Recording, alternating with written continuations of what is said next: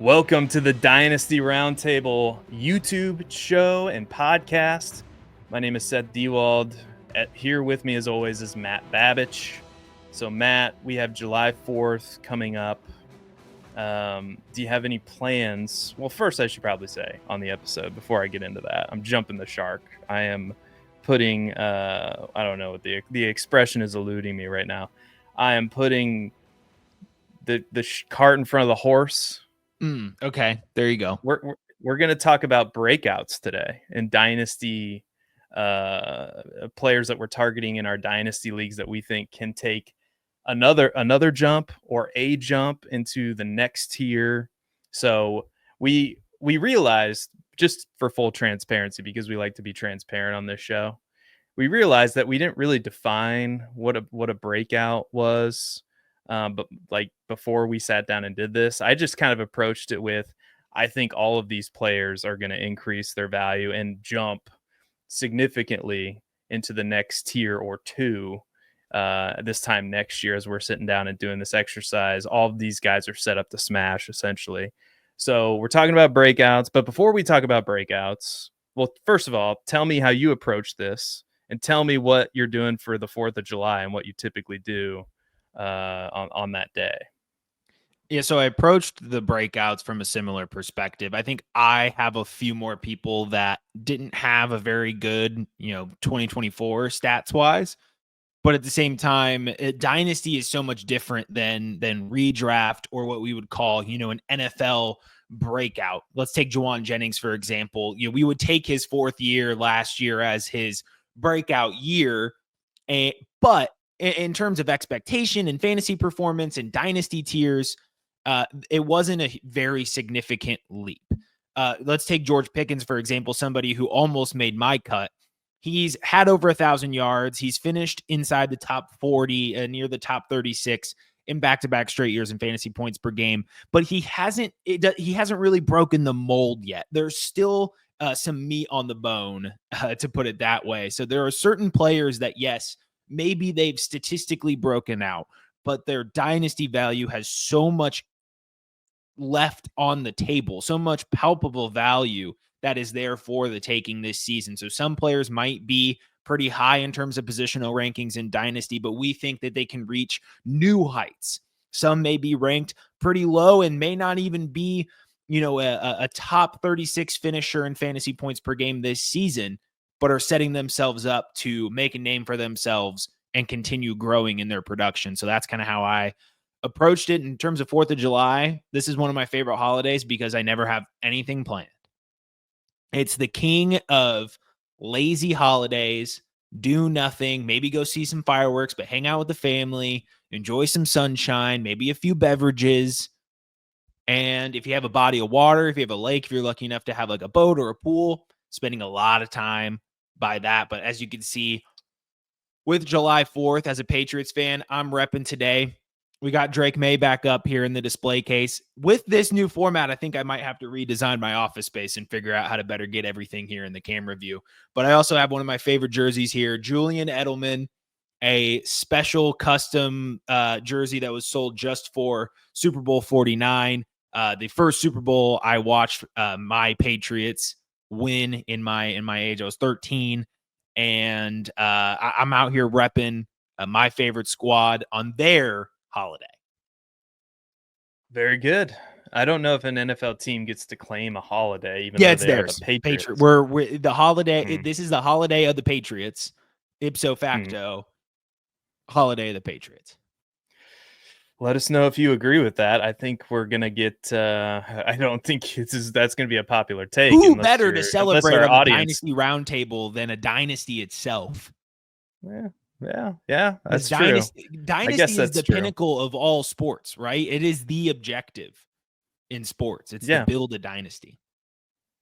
Very true. Very true. But I don't know even if the 90, like the Bulls teams, do they have a claim to all the cow pastures in Illinois? No, that's such a stupid comment. What are you talking about? I don't know. Of course they do. So let's get into these breakouts, okay? And we're going to go back and forth every other one.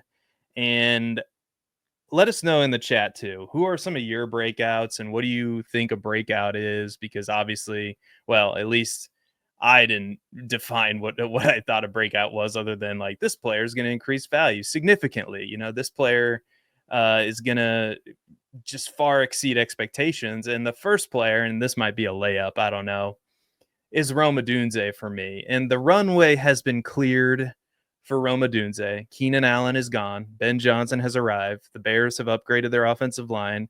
And I don't know if too many people know this, but despite a bad season, and it was a bad season in terms of fantasy points, 8.5 fantasy points per game, wide receiver 56 finish, Odunze did finish with 101 targets and 734 receiving yards and 3 touchdowns. That's not, if he wasn't picked in the top 10, if he was taken in round 2 and he had that kind of season, we probably wouldn't think too much of it.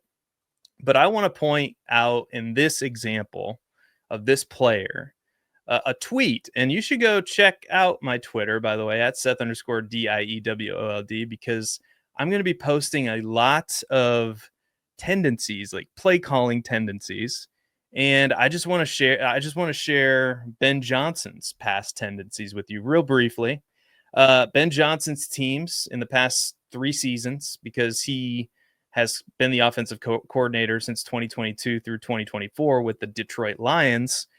His teams have finished no lower than 13th in plays per game at 64.2, 13th in pass attempts, and 13th in rush attempts. So his teams push the pace. So his teams have finished as high as number 2 in plays per game in 2024, which was last year, number 4 in rush attempts per game in 2024, and number 9 in pass attempts per game in 2023. He's gotten the most out of his quarterbacks. And when you look at wide receivers, it's tough to gauge, really, because he's had Amon-Ra St. Brown. But it's really like in those 3 seasons, it's Amon-Ra St. Brown, 27.3% target share, 30.2% target share for Amon-Ra St. Brown in 2023. And then in 2022, 28.1% target share. And there really hasn't been, outside of Jamison Williams last year with an 18.1% target share, another wide receiver. Now, Sam Laporta had a good year in 2023. There hasn't really been another wide receiver that has gotten a 20 plus or sub 20% target share in the offense. And you have to ask yourself, which wide receiver that the Bears currently have is best suited to take on that role of the Amon-Ra St. Brown role. And while he doesn't fit perfectly, because you could make an argument for DJ Moore, I think you could even make an argument for Luther Burden. I don't know if I would go there. I'm not going there because clearly I'm picking Rome Odunze. But I think the best wide receiver in this offense right now is Rome Odunze, and he's 23 years old. He's attainable, and I think this offense is going to be significantly better this season. And for all those reasons and more, I'm willing to bet not just on, Rome Odunze, but some other pieces in this offense.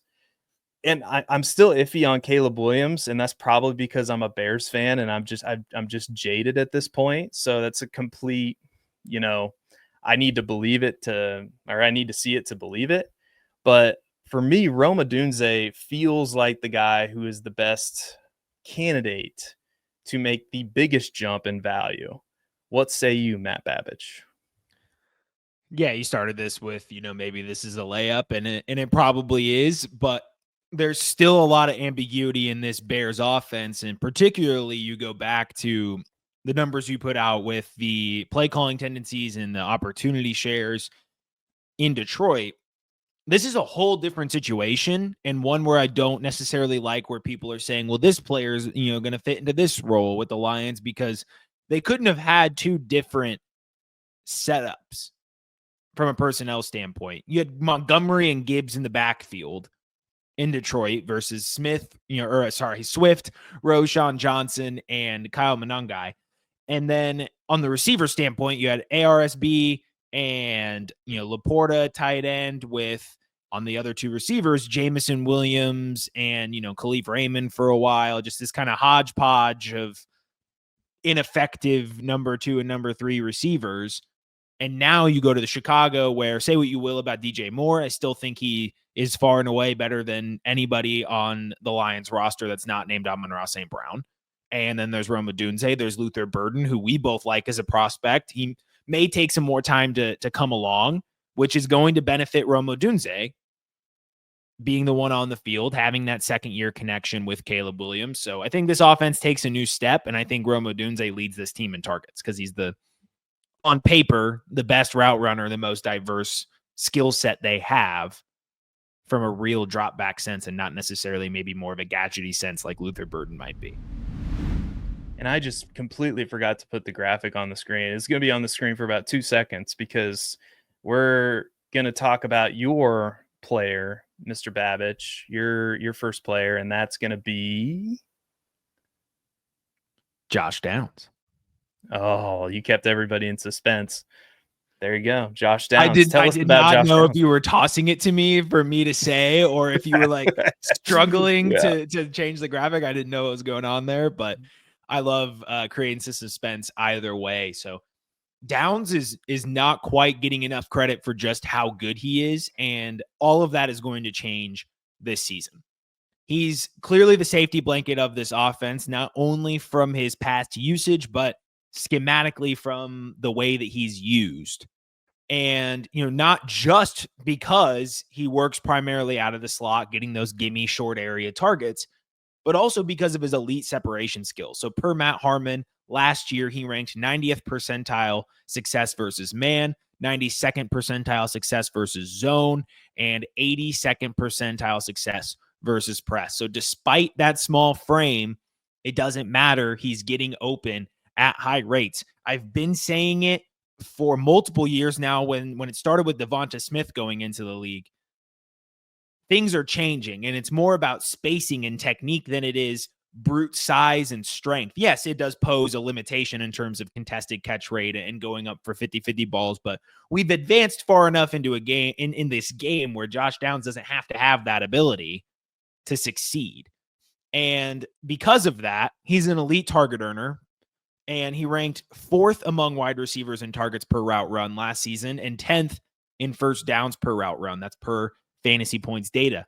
I'm going to list the top 10 in targets per route run last season for wide receivers. Puka Nacua, Malik Neighbors, Drake London, Josh Downs, Cooper Kupp, Nico Collins, A.J. Brown, CeeDee Lamb, Mike Evans, Amon-Ra St. Brown. That is a very good set of wide receivers for Josh Downs to be lumped in with. He was a dominant target earner with Anthony Richardson and will be with Daniel Jones as well. I'm probably the 50th person to point to the usage of Wan'Dale Robinson to support this, but I'm going to do it anyway. He had 140 targets last year, 10th among wide receivers, and had a 25% target share and a 39% red zone target share. I'm going to say that again. 39% red zone target share last season for Wan'Dale Robinson. And Josh Downs, I don't have it pulled up in front of me, but I believe was also in the 20s last year with both Anthony Richardson and Joe Flacco. 26% red zone target share for Josh Downs. So we see how those roles, or that role for Downs, should be consistent no matter who is playing quarterback for this team. And a big point of contention here that I've seen is Downs snap share, and particularly how little he plays in 2 wide receiver sets. Now, I say to that, who cares? Because Shane Steichen obviously does not. He prefers to have 3 receivers on the field, and the Colts were 9th and 11th personnel percentage in 2024, 3rd in 2023, and then when he was with the Eagles in 2022, they ranked 7th in 11 personnel percentage per Sumer Sports. So there's a lot of times where Downs is going to be on the field this season. I'm not worried about him not playing in 2 wide receiver sets. Per Nick Papagiorgio, I hope I said that right, he had a 34% target share when on the field. This dude can ball, and he's going to continue his on-field dominance next season. Yeah, you've swayed me on Josh Downs because I was skeptical, and then the more that you've talked to me about him, the more I've bought in. I mean, currently, according to Keep Trade Cut, he is player 96, wide receiver 35. I mean, just for context, that's near Luther Burden, Ricky Pearsall, Chris Olave, Mike Evans, Jaden Higgins, and Jerry Jeudy. And at that price, I would for sure be in on Josh Downs. So I think that's a good call, and I've come around on that. Let's shift to my next player, and I'm excited to hear how you feel about this. It's Khalil Shakir for me, because this to me was fascinating when I was doing research for this show. So Khalil Shakir, number 2 in yards after the catch, fantastic, 597. Number 19 in yards per route run, good. Number 7 in target separation, good. So he's running deep routes and getting open.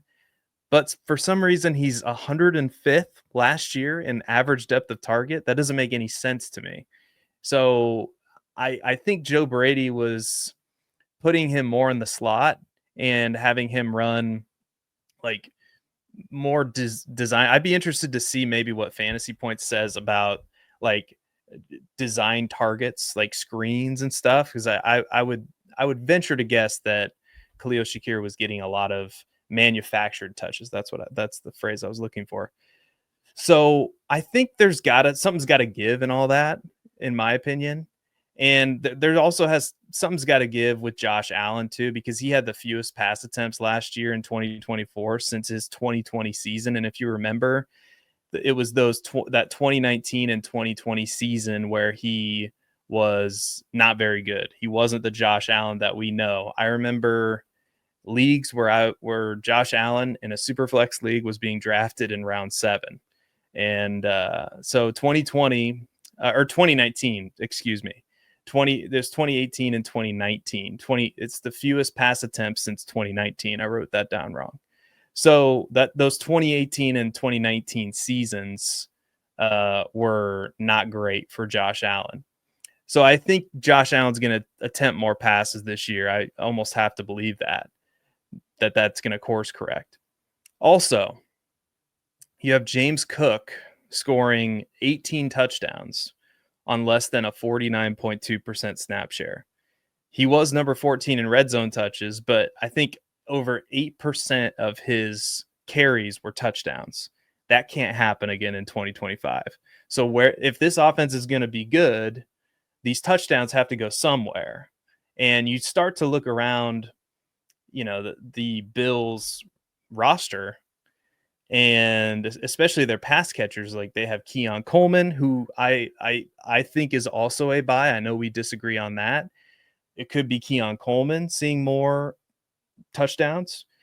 I have a hard time believing anybody who's going to legitimately try to argue for Joshua Palmer or Elijah Moore or Curtis Samuel.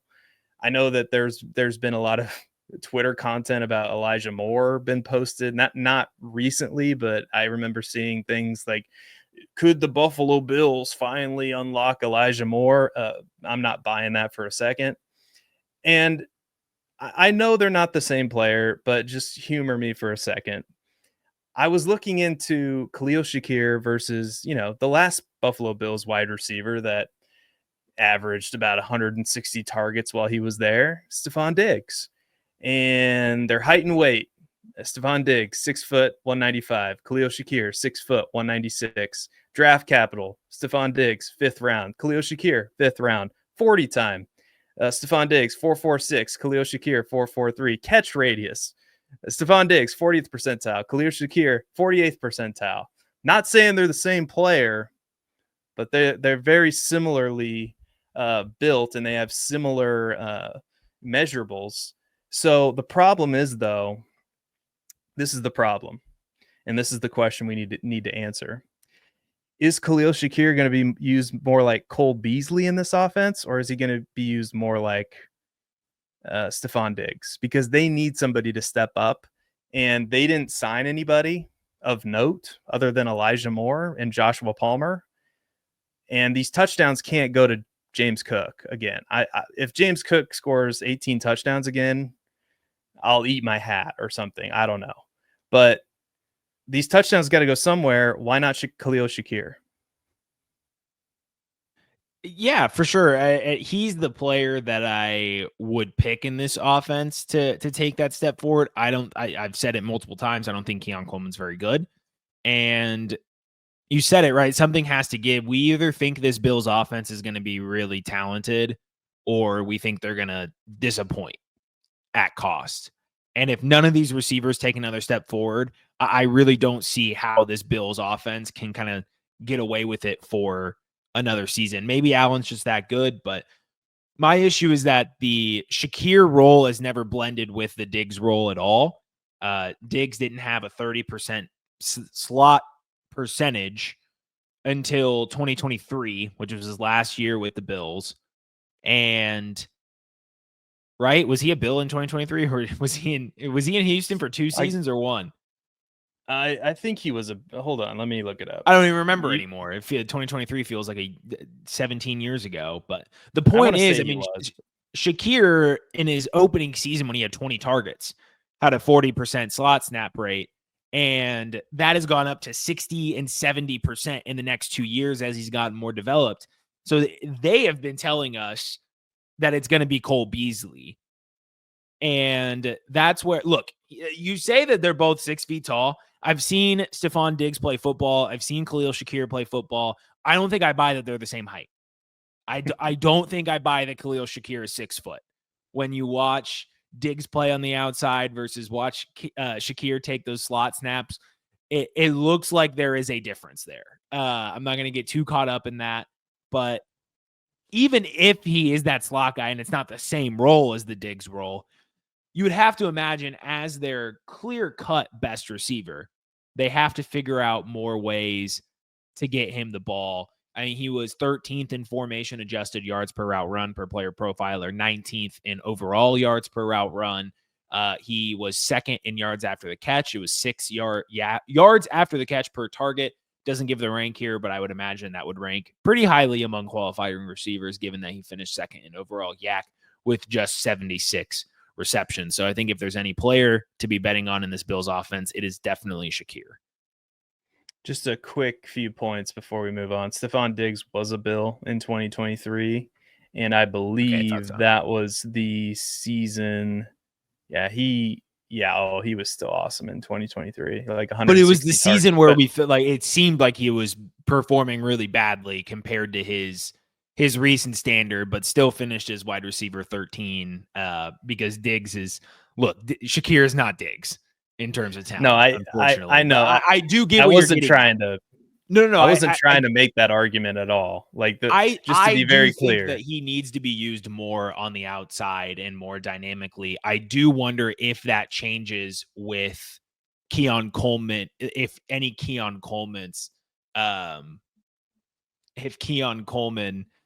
doesn't take that step forward, they may be forced to start trying different things there. Well, yeah, what I would say just to wrap up is they've been using him as a slot receiver. You look at any numbers, like that's the way that Joe Brady has used him to this point. My argument would be something's got to give. You know, at some point you have to commit, like you have to decide, okay, this is the guy we're going to design targets for. This is the guy, and that guy should be Khalil Shakir, in my opinion, because the average depth of target last year was 105th amongst wide receivers when his yards per route run is what it is. Something's like that number has to come up, I would think, right? And that just tells me that I think that they're probably manufacturing a lot of touches for him on screens and otherwise. I mean, it almost has to. Well, he's got to get on the field more. Like his targets per route run is already phenomenal. He's 12th among receivers last year, but the route participation being under 75% is brutal. So they got to figure out more ways to get him on the field.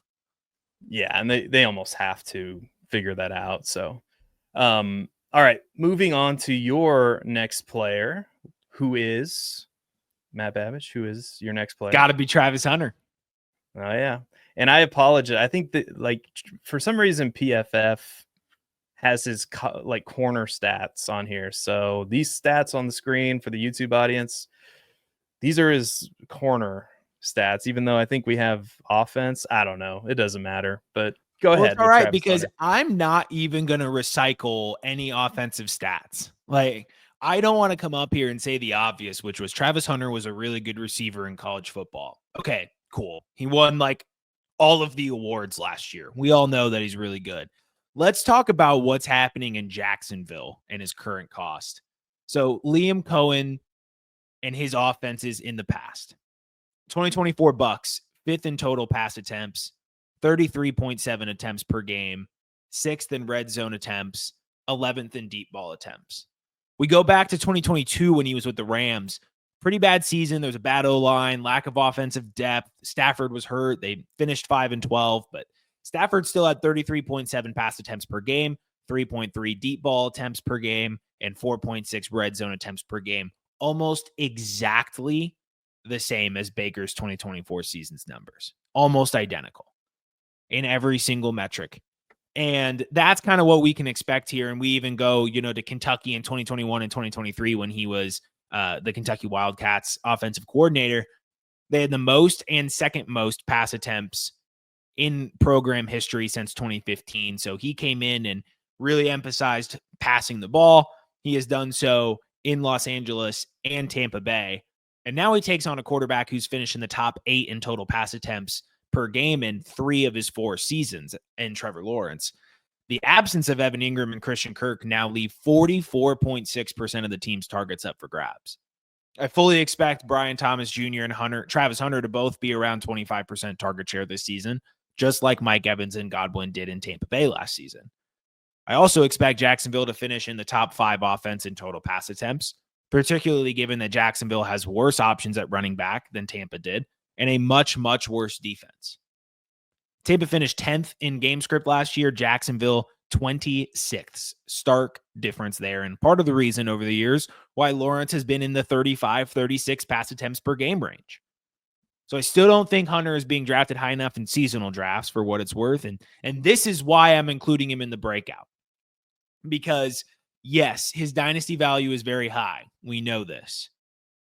But we were talking very much about how Travis Hunter could be considered our 101 in rookie drafts if we knew he was going to play full-time receiver. And that is what we inch closer to every day. And despite some comments about when he practices with defenses, some people are still not exactly sure, but a lot of people are growing more sure that it's going to be heavy offensive usage with some defensive usage sprinkled in as well. And if we get that, he's still mispriced in his dynasty because this is potentially a unicorn asset. And because of that, he is projected to be wide receiver 28 this season. I think he finishes closer to wide receiver 18. I think he has an incredible season and, hits that breakout term, does not have a Rome Odunze JSN type rookie year. No, he is going to explode with a Malik Neighbors like rookie season. So you think wide receiver 18? Is that what you said? Or higher? Like I think or higher. Okay, I that's think the floor. I don't want people to take it too literally, but I think this could be a carbon copy of Burrow, Chase Higgins, given the offensive firepower and horrendous defense. Yeah, because I think he can finish much higher than wide receiver 18. For the record, I'm 100%. all in. You know how I feel about Travis Hunter because we both feel very similarly because we've been talking him up on this show. Gosh, since November. Like if he plays wide receiver full time or mostly full time, he has the upside of being a top 10 wide receiver, top 5 wide receiver in Dynasty. He just does. And in this offense with as many pass attempts, it sounds like really, and I'd be in on this too. Really, we should be in on the Jaguars being a much better offense this year. Absolutely. And much more efficient, like especially from a passing game perspective. So Travis Hunter enters in this situation. And oh, by the way, the defense isn't necessarily the greatest defense either. So that matters too. They're going to have to keep scoring throughout these games, and they won't be able to just hand the ball off to whoever, Travis Etienne or Tank Bigsby or Bashul Tootin. So for all those reasons and more, I just real quick, I still cannot believe he is going in the 4th, sometimes the 5th round in these underdog drafts because I've been hopping in a few of them recently, and to me, especially in best ball, I don't understand how that's not an auto click, but maybe a best ball bro can tell me why I'm dead wrong. I don't know. Yeah, My next player, 502 ADP real quick. I think that's ridiculous. 5th round, I'll click him every time. yeah, I'm right there with you. My next player is going to be somewhat polarizing. So we're just going to throw up this graphic on the screen. It's going to be Anthony Richardson. So we were having a spirited conversation, which that is a euphemism for a heated conversation. Not really heated in like the debate sense, but heated in the sense that we could not believe where one quarterback was ranked versus another quarterback, because the situations, while not the same, are closer to each other than we might think. And I'm going to make some people mad. I just know I am. But Anthony Richardson, the Colts want Anthony Richardson to succeed. There's no way that if this is a close competition, meaning that it's neck and neck, they're going to go, well, we think that Daniel Jones is going to be the guy who's going to lead us to 8 victories. So we're going to go with Daniel Jones. Like, no, like, so already we're entering into this conversation with Anthony Richardson has the edge. If it's 50-50, they're going with Anthony Richardson. Hell, if it's 55-45 Daniel Jones, they're going with Anthony Richardson. Like, because that he's the future of the franchise, hopefully, in their best case scenario. So, and this so that's the first point. Remember, we forget about this. In his first 3 games in the NFL, he averaged 23 fantasy points per game, 18.4 fantasy points per game if you include the game in which he was hurt and had to miss the rest of that season. Still pretty good. In 2024, this supposed terrible season that he put up, which I still think that a lot of people saw him walk off the field and were like, I'm done with Anthony Richardson, which whatever. You can feel that way if you want to. But in terms of fantasy, like if he's on the field, he's putting up fantasy points. So in the supposed 2024 horrible season, he had 4 games where he put up 20 plus fantasy points or more. Week 1 against Houston, week 11 against the Jets, week 13 against New England, and week 16 against Tennessee. In weeks 11 through 16, before he got hurt again, and that's another argument against him, I understand there are injury concerns, he averaged 20.4 fantasy points per game towards the end of the season. Over those 4 seasons, he's been compared to this guy named Trey Lance a lot. Trey Lance has played in games where he attempted at least 18 passes per game 5 times. In those games, he's averaged 15.9 fantasy points per game, and 3 of those games were with arguably the best play caller in the NFL and Kyle Shanahan. So please, for the love of God, let's stop comparing Anthony Richardson to Trey Lance. Okay? He's not Trey Lance. I guarantee you, if it fizzles out in Indianapolis, he's going to get another opportunity somewhere else. Okay? He's the 4th overall pick. Justin Fields is the other quarterback that we were comparing him to. And right now, Justin Fields, his backup quarterback is, I believe, Tyrod Taylor. Correct. So we're just going into this season saying, oh yeah, Justin Fields is starting 17 games. No doubt about it. I'll believe it when I see it. Like Justin Fields, from what I understand, still holds onto the ball too long, still takes unnecessary sacks, and that leads him to get injured at a higher rate than quarterbacks that don't make those mistakes. And I get it, Anthony Richardson does that too and has gotten injured. But really, these 2 quarterbacks, I mean, the difference between Anthony Richardson and Daniel Jones is not as cavernous as the difference between Justin Fields and Tyrod Taylor. It just isn't. So one of those quarterbacks, everybody's like, oh my God, Justin Fields going to have the best season ever. Based on what? Based on what? Like, please tell me, because Anthony Richardson is way cheaper and has the same upside with better weapons. Michael Pittman, Josh Downs, Jonathan Taylor, and they drafted a tight end in the first round in Tyler Warren.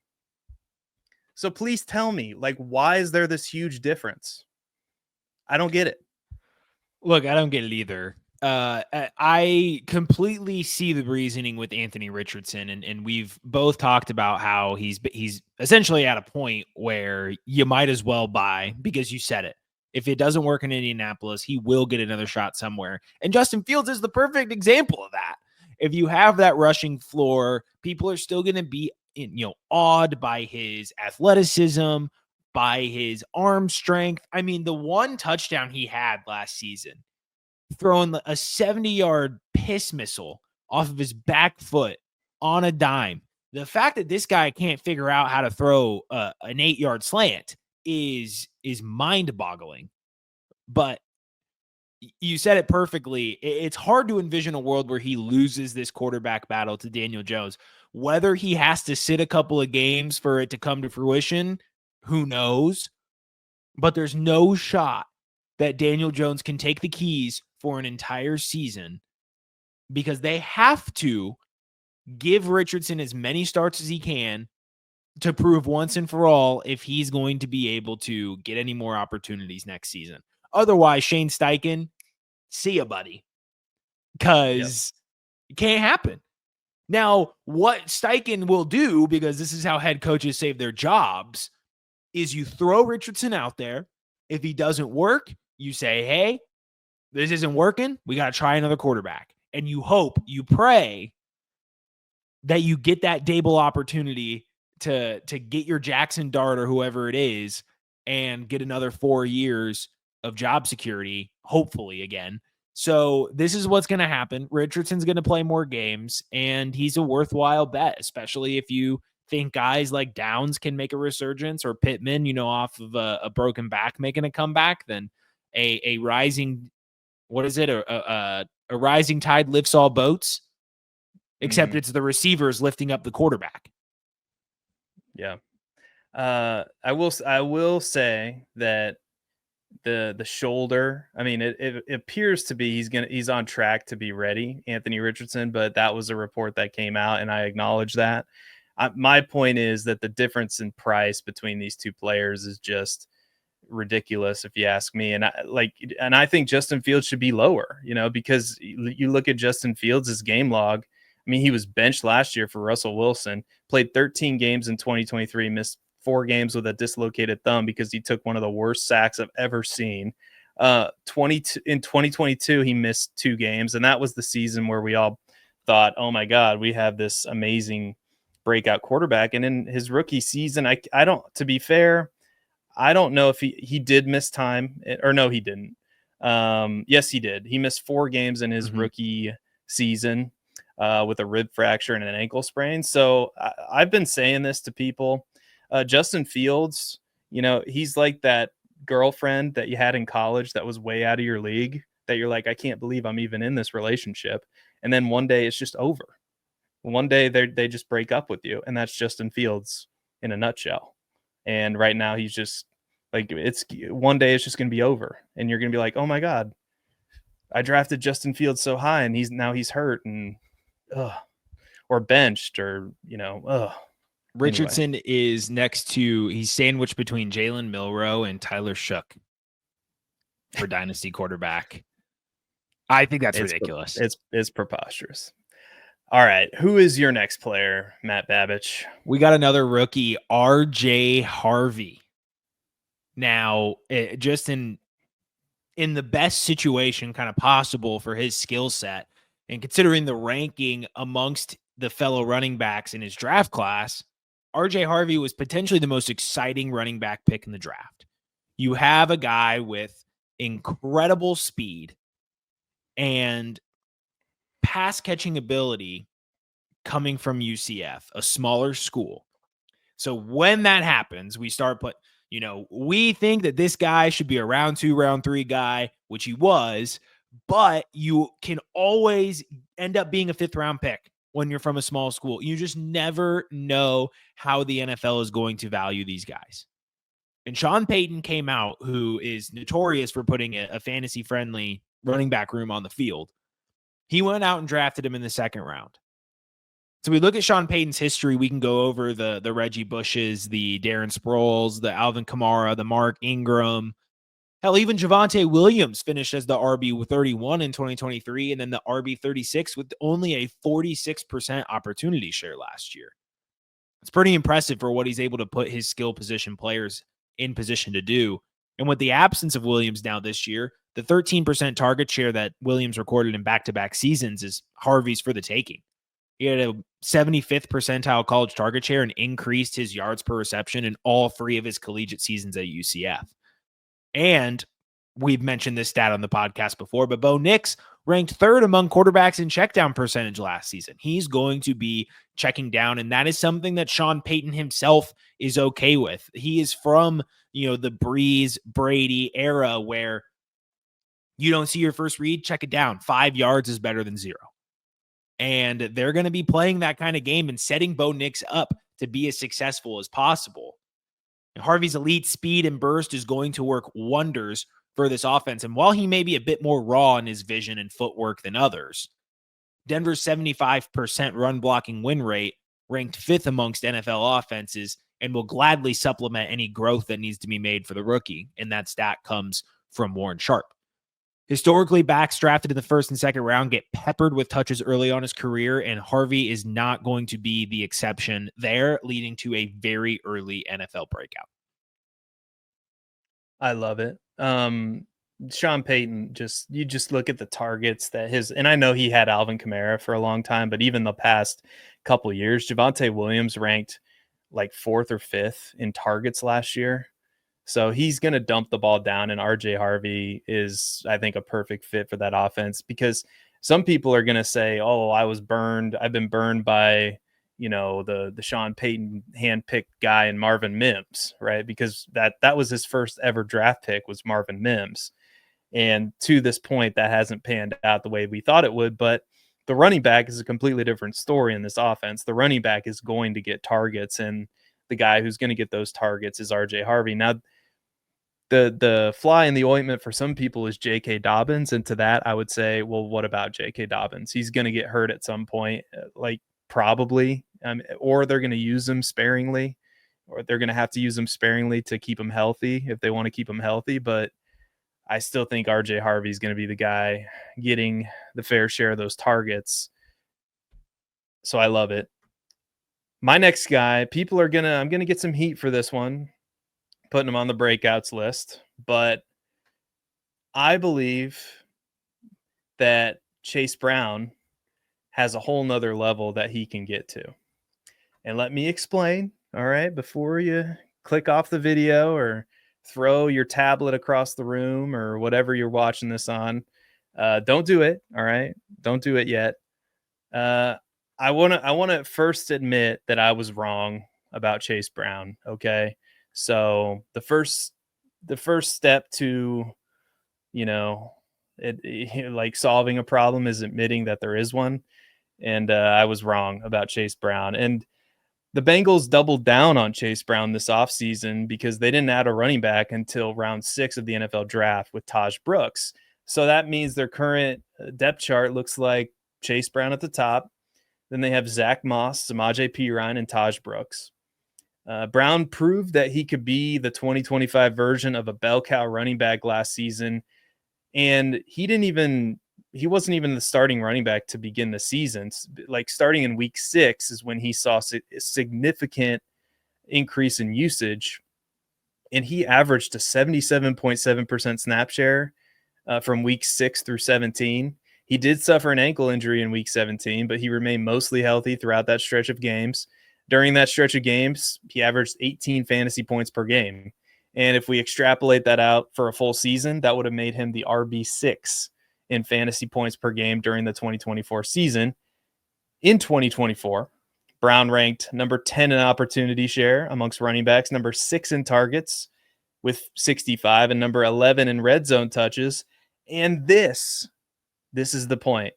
This was with limited usage in weeks 1 through 5, where he averaged a 31.6% snap share, 8.2 carries, and 2.4 targets during that span, and that's per game. 8.2 carries per game, 2.4 targets per game.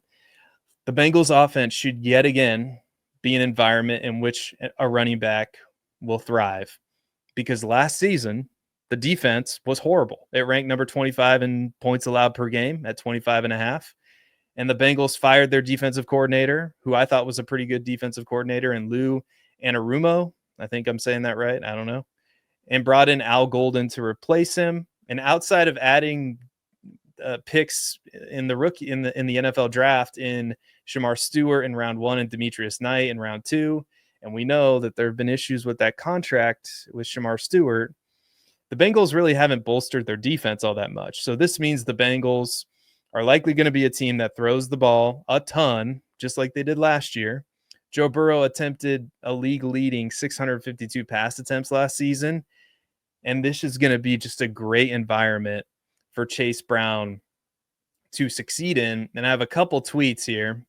One, I believe, is from Underdog, if my computer will load the tweet, assuming that Elon has Twitter up and running. So Chase Brown totaled 151 carries and 44 targets in his final 8 games after Zach Moss's injury. Since 2020, only 5 other running backs saw 150 carries and 40 targets over an 8-week span. Those running backs were Alvin Kamara, Saquon Barkley, Dalvin Cook, Najee Harris, and Josh Jacobs. That's a pretty good list to be on. The other tweet I want to bring up is from Jacob Gibbs, and you should be following these accounts, by the way, at JAGibbs_23 on Twitter.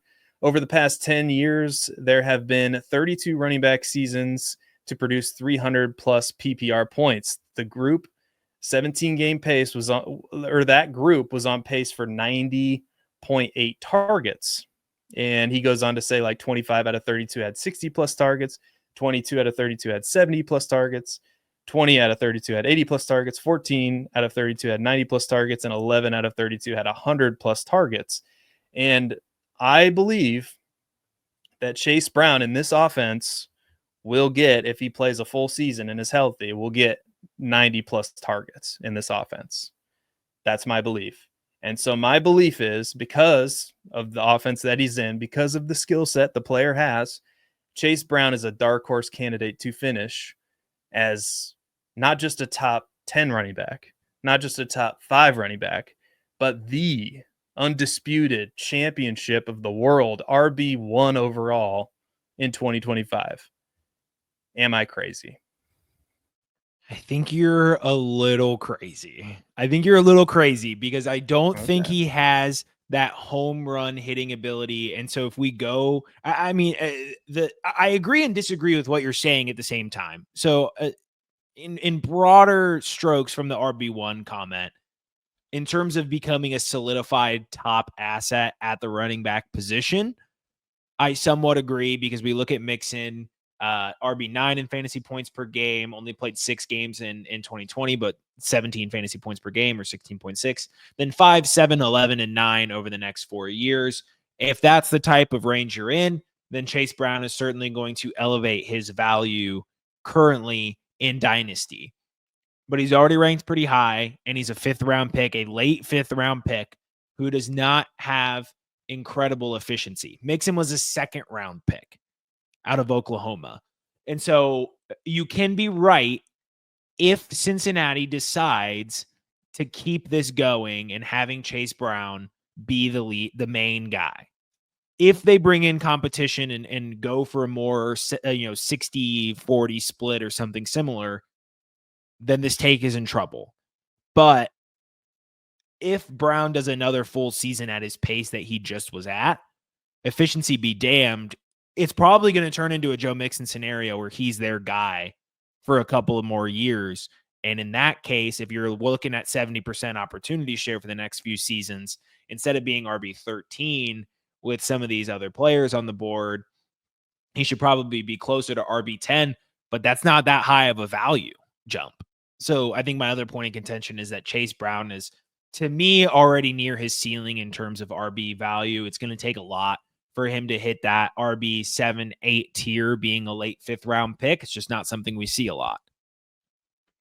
That's fair. That's a fair point. And history is on my side with that too, because if you look at what the head coach has done with his running backs, I mean, it's been a lot of opportunity share for running backs like Joe Mixon. And if Chase Brown is the guy, he's going to get all the opportunities he can handle. Let's move on to your next player, Mr. Babbage, and it's a quarterback, isn't it? It is. It's my turn to go quarterback, and I'm going with Bryce Young. I had been a hater to start his career, hand up. I did. And I think now I'm on the other side of history where I saw enough last season to buy back in. The stint on the bench truly did make a difference for Bryce Young, and many were quick to call it quits, just like you noted with Anthony Richardson and how he walked off the field. When Bryce Young got benched for Andy Dalton, many people said, it's over. Just a couple of games into his second season as a starter. Humans are more than a bunch of ones and zeros, of which we fantasy folk tend to boil every situation down to. Sure, most quarterbacks in Young's situation don't go on to be very successful, but I think we saw enough towards the back half of last season to instill promise going into 2025, certainly more than we've seen for a lot of these other third-year quarterbacks in history and this year with Anthony Richardson that have shown us. So he looked slightly more poised and confident when he came back from the benching in week 8 than through week 11. But then something beautiful happened, Seth. In week 12 versus Kansas City, we all remember it. Against the best quarterback in football and the defending Super Bowl champions at home, all the world downing you, every major news outlet making fun of the trade that acquired you, calling it a huge, swindle by the Bears, and all this pressure on you to revive this franchise. And he came to life and pushed that team to the limit. If they would have been able to convert on some of those field goal drives into touchdowns, they could have won that game. And yes, it might just be a random week 12 game to the Chiefs, but it was everything for Bryce Young. From week 12 through the rest of the fantasy season, Young finished as the quarterback 9 in fantasy points per game. He also showed a sneaky rushing floor from week 10 on, averaging 26 rushing yards per game, even with a game close to 70 rushing yards. So that is a hidden aspect. He was able to read the pocket, step up, run if he had to. Things looked like they were clicking, and now we sprinkle in a potentially elite receiver in the making in Teteroa McMillan with the 8th overall pick in the NFL draft, something this offense desperately needed with Xavier Legette, Adam Thielen, Jalen Coker. I'm sure I'm forgetting somebody, someone younger. Xavier Legette. You say him? I thought I did, but maybe I didn't. And you get the picture. They're not very good. And so now that Terrace Marshall, sure. That group with Teteroa McMillan could actually be an effective group here in Carolina. So you take Dave Canales' success with Geno Smith, Baker Mayfield, and now we're starting to see that same resurgence with Bryce Young. I'll absolutely buy in. I wish I could disagree with you more, but I like all these picks that you've made here. We will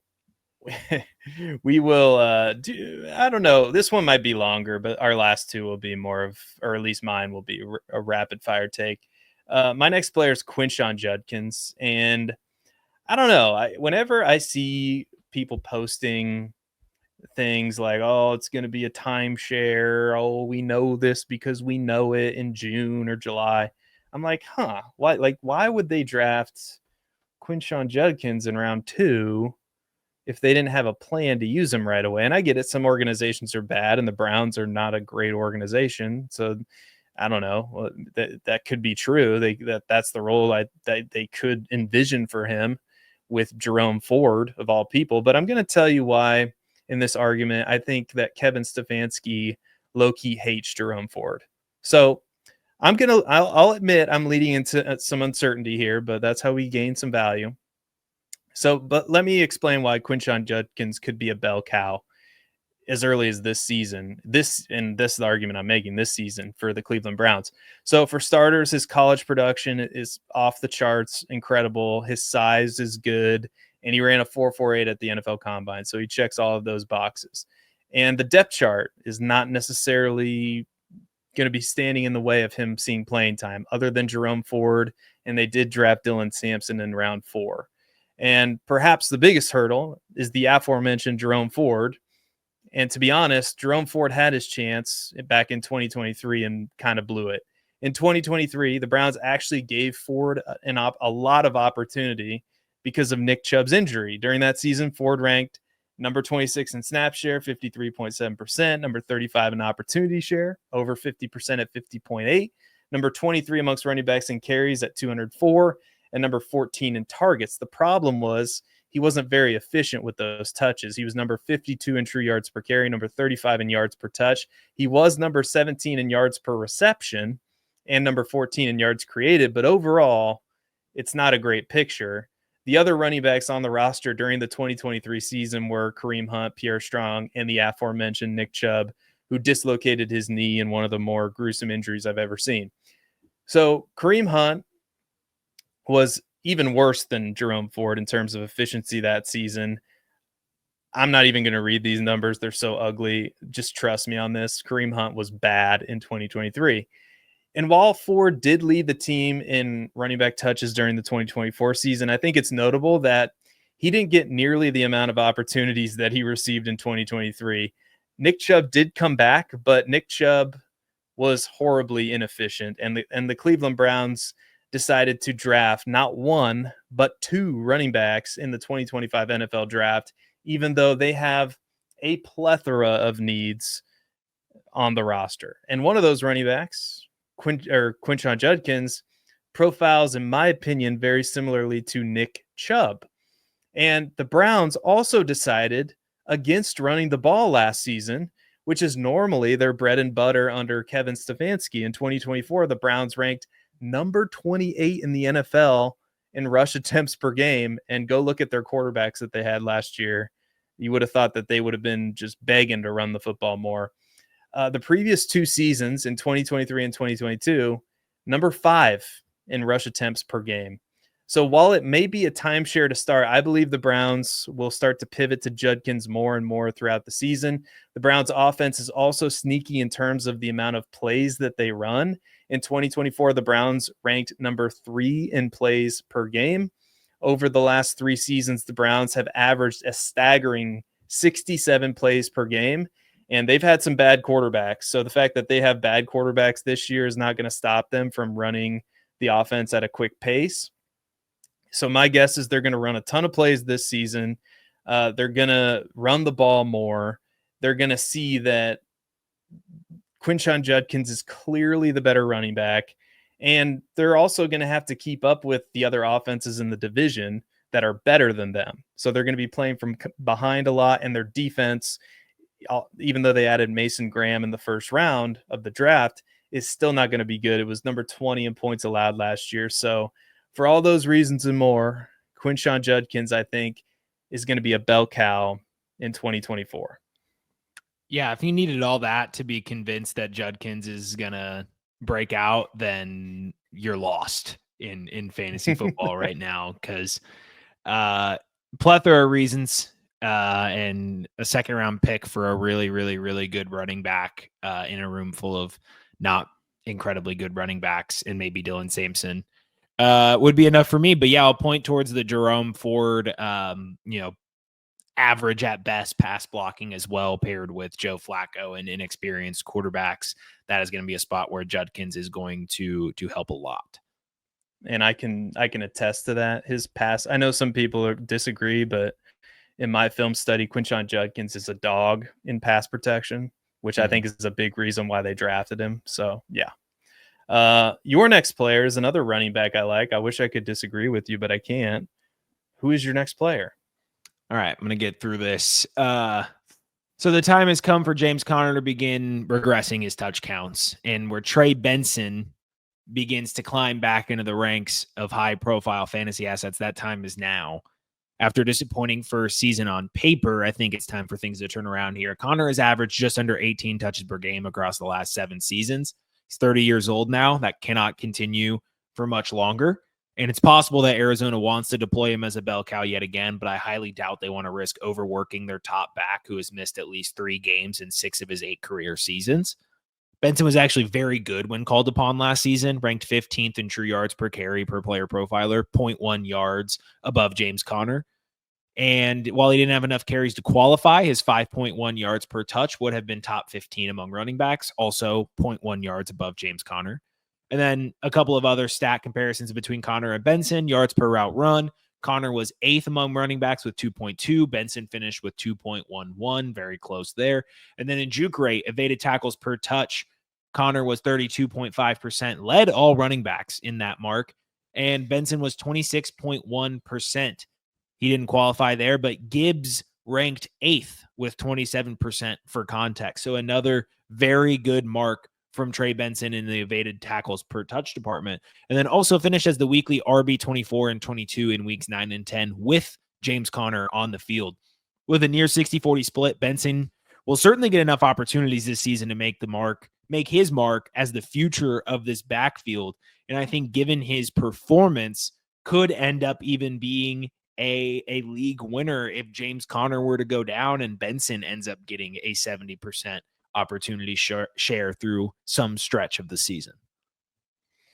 I love it. He was one of my favorite running backs in that class, and I think this is a classic example of people just need to be patient and trust the process. And great stuff. I'm going to be real quick with this one, I promise. And it's my next player is Ben Sinnott. And I was thinking I wanted to put a tight end up here that was, maybe he's more of a stash. Maybe that's the category he belongs in. When we do, sleepers and stashes, perhaps that's where he belongs. But I wanted to make the case for him because, he was a round 2 pick last year. He's 23 years old. The profile's fantastic.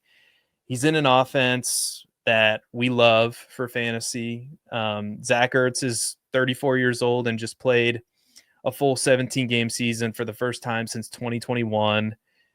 The Commanders also have one of the fastest pace offenses in the NFL. They were number 1 in plays per game last year at 66 plays per game.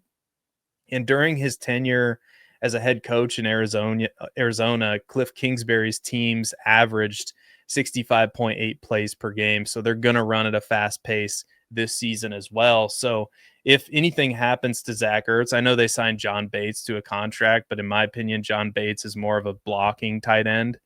Ben Sinnott could step into that role and see, the same amount of target share that Zach Ertz would see.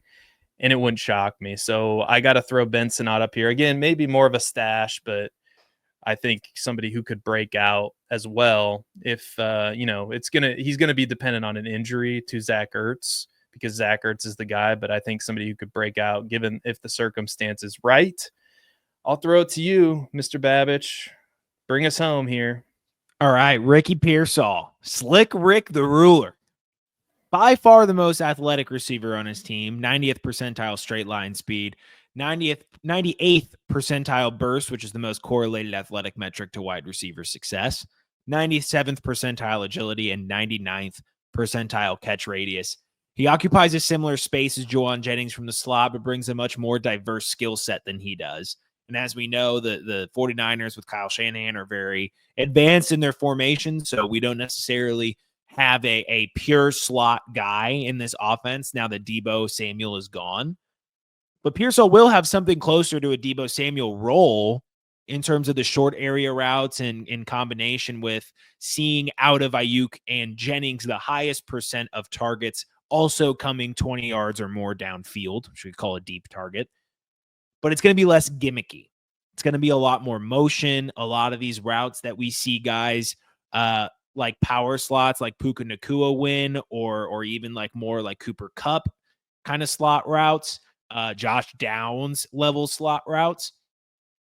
And he'll be competing for what could potentially be the lead target earner between him, Jennings, and Kittle while Ayuk continues his recovery. It'll probably be a game-by-game basis on who leads the team in targets, but I think it's going to be more of a competition between Pearsall and maybe George Kittle. I think Quinshon Judkins takes a step back this year with the surge of Ricky Pearsall, who really began coming into form over the last few weeks of the season as he, came up to speed with the NFL. He started cooking man coverage. He was running a diverse combination of routes. There was a tweet that I forgot to link, but go search Ricky Pearsall on Josh Norris's Twitter account, and you'll find a video of him being used in the slot and getting targets drawn up for him both in the short, mid, and deep areas of the field. That's what we're in store for next season. And with him being picked in the first round, this was Kyle Shanahan taking a step away from this kind of gimmicky, yak-based passing offense that we have come to know with Kyle Shanahan, and more towards a standard, true drop back offense as Christian McCaffrey gets older, as George Kittle gets older, as Deebo Samuel got older and is no longer with the team. They had to change the way their offense is set up, and Ricky Pearsall is the crux of that shift for the 49ers. Yeah, my only concern, and this is probably not a fair concern, is can he stay healthy the whole season? I'm going to be investing in him for sure, and I'll take my shots on Juwan Jennings too, because we know Brandon Ayuk's not going to be healthy for the start of the season, and that offense is going to be good. So I love it. I think it's a good call. Let's go back here, and we did it. 12 breakout candidates, even though some people might, fight me on Chase Brown, whether he's a breakout or not, but that's okay. Let me know in the comments if that's possible. And Matt Babich, have you thought about the words of wisdom to give people on this 4th of July? Maybe don't blow off your hands with the fireworks. What day is this dropping? We're recording on the 3rd. Yeah, this is not, I'm not going to post this until Monday, probably either Sunday or Monday. Yeah. So this advice is going to be like, if you're sitting there with no thumbs on Monday, sorry, you missed the advice. Well, but in the spirit of the holiday weekend, even though this is going to be posted after the holiday weekend, do not drink and drive. Put down the keys. Call an Uber. It's 2025. Don't be selfish. Get a ride home. Yeah, I agree with that. That was really good advice. Not that I'm surprised that you would give good advice, but it felt apt for a holiday weekend, and then you know what? It can extend beyond the 4th of July. So put the keys down. That's a good call. Thank you so much for watching. Don't forget to like the video, subscribe to the channel, follow us on Twitter at FF Dynasty Table. You can also join our Discord. The link is in the description. Join our Discord. We'll answer trade questions. We'll also probably in the near future or sometime in the future have trade videos where we review Dynasty trades, maybe do some AMAs. These are all the things that we're planning as we continue to grow. And thank you to you guys who have already subscribed, already hit likes. You don't know how much that means to us when you like a simple click of the like button, subscribing to the channel. These things help us determine what kind of content we're going to do. So you drive the bus around here. Let us know what videos you want, and you do that by clicking the like button, commenting below, and subscribing to the channel. That's going to do it for us. But as we all know, Dynasty never sleeps. So again, click. That's a great slogan. There we go. I think we found it. I couldn't just let it go. I'm sure that somebody else is using that at some point. But yeah, let us know your favorite Dynasty slogan for a show. Maybe we'll use it. But until next time, nobody cares about Aaron Rodgers, and we will see you later. Bye-bye, everybody.